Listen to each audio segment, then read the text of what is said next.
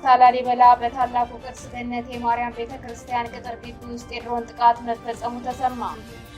አገዛዙ ከላሊበላ ውቅር አብያተ ክርስቲያናት ገነቴ ማርያም ቤተክርስቲያን ቅጥር ግቢ ውስጥ የድሮን ጥቃት መፈጸሙ ታውቋል። በአራቱም አቅጣጫዎች እየተደረገ ያለው የግንባር ተጋድሎ ተጠናክሮ ቀጥሎ በፋኖ በኩል ታላላቅ ድሎች መመዝገባቸው ቀጥለዋል።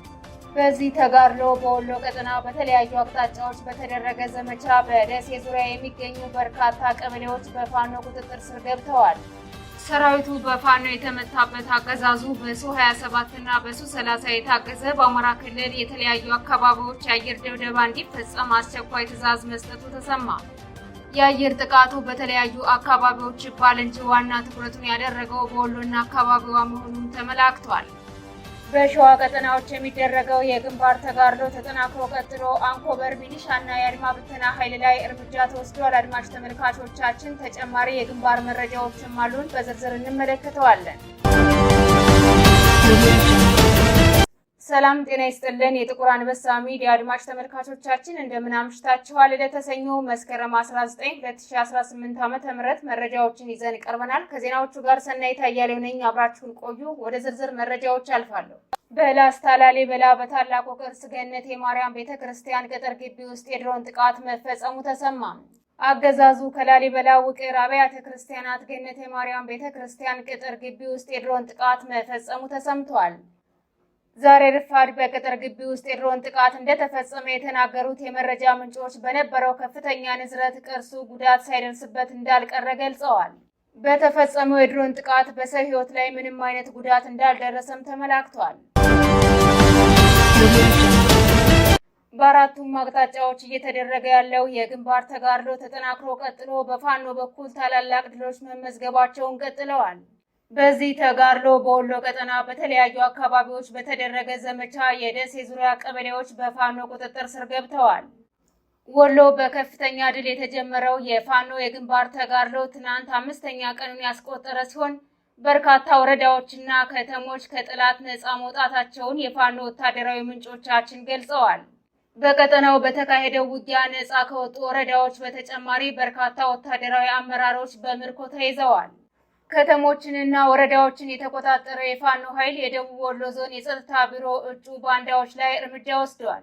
ተጠናክሮ በቀጠለውና በድል በታጀበው ውጊያ በትናንትናው ዕለት የፋኖ ኃይሎች በተቀናጀ መልኩ በጠላት ሰራዊት ላይ ከፍተኛ ሰብአዊና ወታደራዊ ኪሳራ አድርሰዋል። በዚህ ተጠናክሮ በቀጠለው ማጥቃት በደሴ ዙሪያ የሚገኙ ወደ 10 የሚጠጉ ቀበሌዎች በፋኖ ቁጥጥር ስር የዋሉ ሲሆን በጠላት በኩል ዛሬም ድረስ በተለያዩ አካባቢዎች የድሮን ቅኝቶች ሲካሄዱ ውለዋል። ሰራዊቱ በፋኖ የተመታበት አገዛዙ በሱ-27 እና በሱ-30 የታገዘ በአማራ ክልል የተለያዩ አካባቢዎች የአየር ድብደባ እንዲፈጸም አስቸኳይ ትዕዛዝ መስጠቱ ተሰማ። የአየር ጥቃቱ በክልሉ የተለያዩ አካባቢዎች ይባል እንጂ ዋና ትኩረቱን ያደረገው በወሎ ቀጠናዎች ስለመሆኑም ተመላክቷል። ጸረ አማራው አገዛዝ ለዚሁ ጥቃት 3 የአየር ጀቶችን ድሬዳዋ ካስገባ ሳምንት አልፎታል ተብሏል። በታቀደው የአየር ጥቃት በርካታ ንጹሃኖች ሕይወታቸው ሊቀጠፍ እንደሚችል ተመላክቷል። የአብይ አህመድ አገዛዝ በተሸነፈበት ሜዳ ሁሉ ንጹሃኖችን ኢላማ ያደረገ ጥቃት እንደሚፈጽም ይታወቃል። ሱ-30 በሚባል የሚታወቀው ጀት በቅርቡ ከሩሲያ የመጣና እስካሁን አገልግሎት ላይ ያልዋለ ስለመሆኑም ተመላክቷል።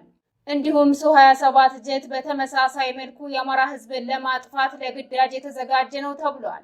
ለዚህ ጥቃት ያግዛሉ የተባሉና በቁጥር 22 የሚሆኑ የአረብ ኤሚሬትስ የድሮን አውሮፕላን አብራሪዎች ወደ ደብረ ዘይት መግባታቸውንም ምንጮች ነግረውኛል ሲል ኢትዮ 360 ዘግቧል። በሸዋ ቀጠናዎች የሚደረገው የግንባር ተጋድሎ የቀጠለ ሲሆን አንኮበር የሚሊሻና የአድማ ብተና ኃይሎች እርምጃ ተወስዶባቸዋል። የአፋድ ሸዋ ጠቅላይ ግዛት እዝ የመሐመድ ቢሆኔ ኮር የጣይቱ ክፍለ ጦር በሸዋ ጠቅላይ ግዛት በተጉለት አውራጃ አንኮበር ወረዳ አልዩ አምባ ከተማ መሽጎ ያለውን ቅጥረኛ የሚሊሻና የአድማ ብተና ኃይል ከምሽጉ ድረስ ዘልቀው በመግባት ጥቃት ፈጽመውበታል።